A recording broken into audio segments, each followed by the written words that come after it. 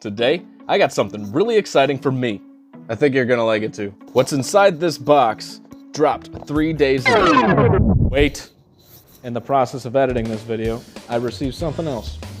Another knife. We'll check this one out real quick, then we'll get back to the Launch 14. Very basic packaging.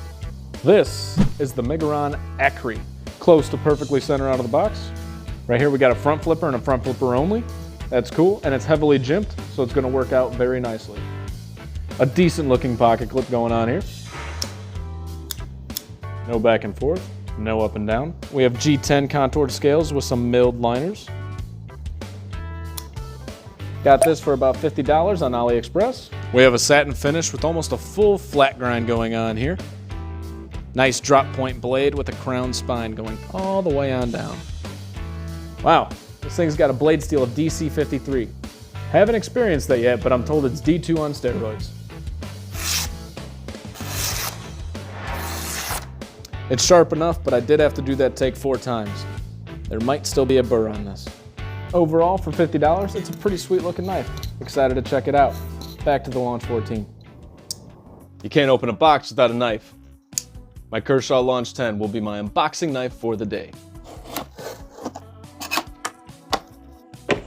It's not every day you say you're super excited for a new Kershaw, but today I am.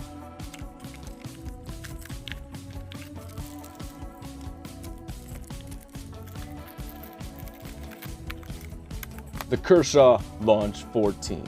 So we have an aluminum bolster going on right here with some carbon fiber overlays. That looks sweet. And then we have the aluminum construction on the other side. It is not symmetrical. Some of you may be turned off by that. It doesn't bother me. I think it looks pretty sweet. The camera doesn't seem to want to show it right, but this is coming perfectly centered out of the box. Here's the deployment method. Yeah, this is pretty cool. It feels fantastic in hand. There is no back and forth. There is no up and down. Here's the blade face. CPM 154 is the blade steel. So it has this cleaver shaped blade that I swear is such a fad right now. The EMP Designs thick boy, and I'm not gonna say started it, but really was like on the beginning of it, so it doesn't feel like it jumped on the train. Kershaw feels like they kind of jumped on the train with this.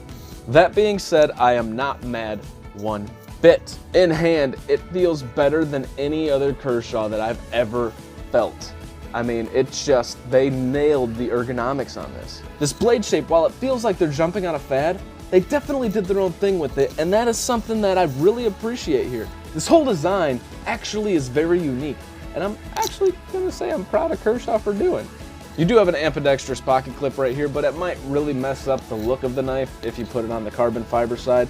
That's one of the downsides to not having symmetrical sides, which with an automatic you can definitely do. Their choice not to do that here doesn't make me mad. I actually still like the design, but it does make it to where if you were to flip that pocket clip, it's not gonna look entirely right.